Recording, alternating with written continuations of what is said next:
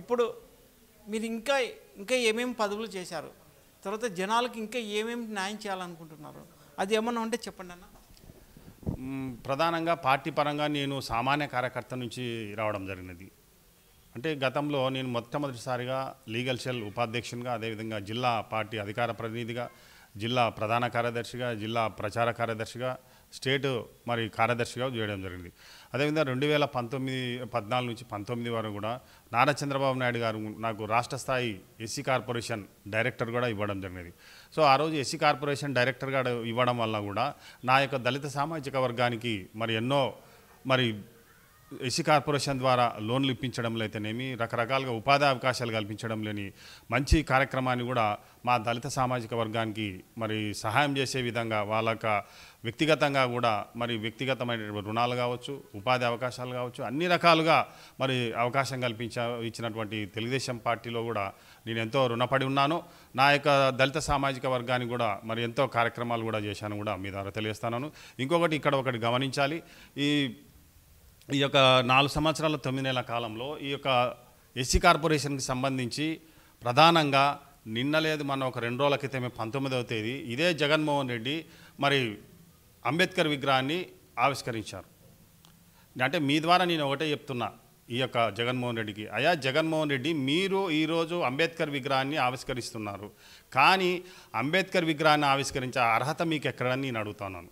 ఎందుకంటే ఈ SC ST సబ్లానికి సంబంధించినటువంటి నిధులు వేల కోట్ల రూపాయలు, దాదాపుగా 71,000 కోట్ల రూపాయలు దారి మళ్లించి రకరకాలుగా మీరు వెళ్ళంటారు. అంటే మీరు మాకు అన్యాయం చేసి మా బిడ్డలను చంపి, మా బిడ్డలపైన మానభంగాలు జరిగిన, మా యొక్క దళిత బిడ్డలను చంపిన, అత్యాచారాలు చేసిన ఏవి పట్టించుకోకుండా కేవలం అంబేద్కర్ విగ్రహాన్ని పెట్టినంత మాత్రాన ఈరోజు ఈ యొక్క మా దళిత సామాజిక వర్గం మిమ్మల్ని నమ్మదు.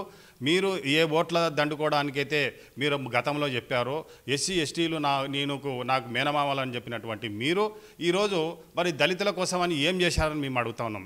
దళిత సామాజిక కోసమని ఎస్సీ కార్పొరేషన్ నిర్వీర్యం చేయలేదని అడుగుతా ఉన్నాము. మరి ఎస్సీ కార్పొరేషన్ సంబంధించినటువంటి నిధులన్నీ కూడా ఎందుకు మళ్లించారని అడుగుతా ఉన్నాము. ఎస్సీ కార్పొరేషన్కి సంబంధించినటువంటి 27 పథకాలను ఎందుకు మరి రద్దు చేశారని అడుగుతా ఉన్నాము. అంతేకాదు ఎస్సీ కార్పొరేషన్కి సంబంధించినటువంటి బెస్ట్ అవైలబుల్ స్కూల్స్, జగనన్న మరి అంబేద్కర్ విద్యా విధానాన్ని ఏదైతే ఉన్నదో దాన్ని రద్దు చేసి జగనన్న విద్యా విధానం అని పెట్టినారు.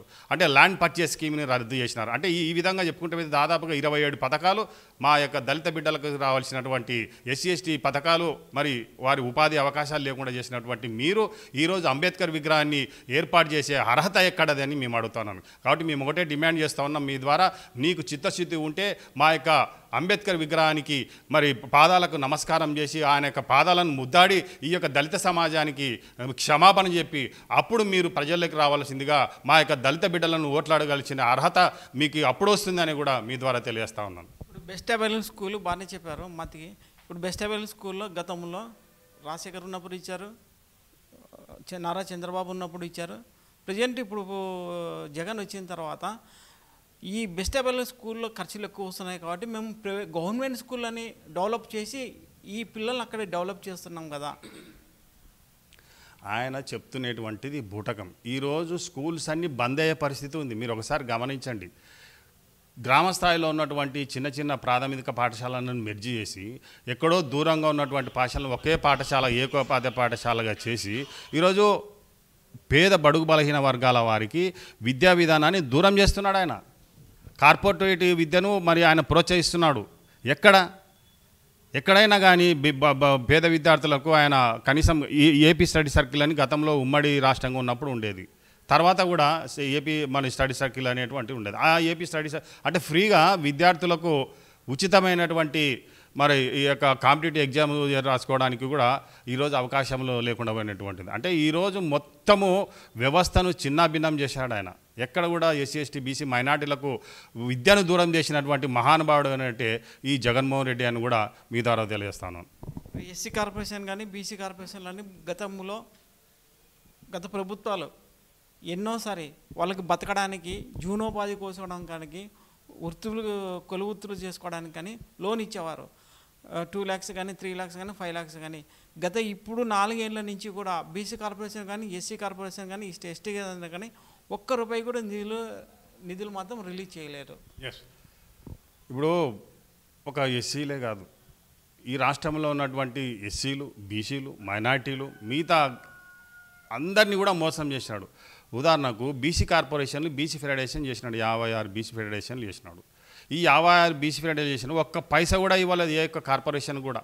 ఉదాహరణకు మన మన మన వాల్మీకి ఫెడరేషన్ తీసుకుందాం.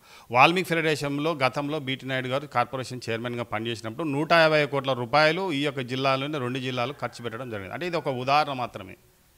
అంటే అదేవిధంగా మైనార్టీలకు సంబంధించినటువంటి దుల్హాన్ పథకాన్ని రద్దు చేసినటువంటి దుర్మార్గుడు జగన్మోహన్ రెడ్డి. మళ్ళీ ఈ యొక్క ఎస్సీ కార్పొరేషన్ ఉమ్మడి కార్పొరేషన్గా ఉన్నది, దాన్ని 3 ముక్కలు చేసినాడు. మాదిగ కార్పొరేషన్, మాల కార్పొరేషన్, రెల్లి కార్పొరేషన్. ఓకే, చేసిన తర్వాత దానికి ఏమైనా నిధులు ఇచ్చినాడా? ఎక్కడ కూడా నిధులు ఇవ్వాలే. అంటే దానికి సంబంధించినటువంటి సప్లాన్ నిధులు అయితే ఉన్నదో అది మాకు చట్టబద్ధంగా, రాజ్యాంగబద్ధంగా చట్టం చేసి ఎవరైతే ఎస్సీ ఎస్టీలు ఉన్నారో వాళ్లకు బడ్జెట్లో కేటాయించినటువంటి అది నిధులు అయితే ఉన్నావో వాటిని ఖచ్చితంగా ఎస్సీల కోసం, బీసీల మరి ఎస్టీల కోసం ఖర్చు పెట్టాలి. కానీ ఈరోజు ఆ నిధులన్నీ మళ్లించేసి ఈరోజు వేరే రకంగా వాడుకుంటున్నాడు. ఈరోజు పక్కదారి బట్టి నవరత్నాలు ఏవైతే ఆయన డబ్బులు పంచుతున్నాడో ఆ డబ్బులన్నీ మావేవి, మా దళితులవి, మా ఎస్సీ ఎస్టీ బీసీ మైనార్టీలకు సంబంధించినటువంటి డబ్బులను ఈరోజు అన్ని పక్కదో పట్టించి ఆ విధంగా ఖర్చు చేస్తున్నాడు తప్ప గతంలో ఇదే ఎస్సీ కార్పొరేషన్ ద్వారా 1,00,000 కాదు, దాదాపుగా జేసీబీలు, ఇన్నోవాలు ఆ రోజు 25 లక్షల రూపాయలతో ఇన్నోవా ఇచ్చినాం. జేసీబీలు దాదాపుగా 45 లక్షల రూపాయలు ఒక ఉపాధి హామీ కోసమని. ఒక చిన్న అంగడి పెట్టుకోవాలనుకున్నా 1,00,000 రూపాయలు ఇచ్చినాం. ఆటోలు ఇచ్చినాం, భూమి కొనుగోలు పథకం ఇచ్చినాం, ట్రాక్టర్లు ఇచ్చినాం. మరి అదేవిధంగా రైతులకు బోర్లు వేసుకోవడానికి అవి కూడా అవకాశం కల్పించినాం. అంటే ఇన్ని కార్యక్రమాలన్నీ రద్దు చేసి ఈరోజు ఏ విధంగా ఎస్సీలు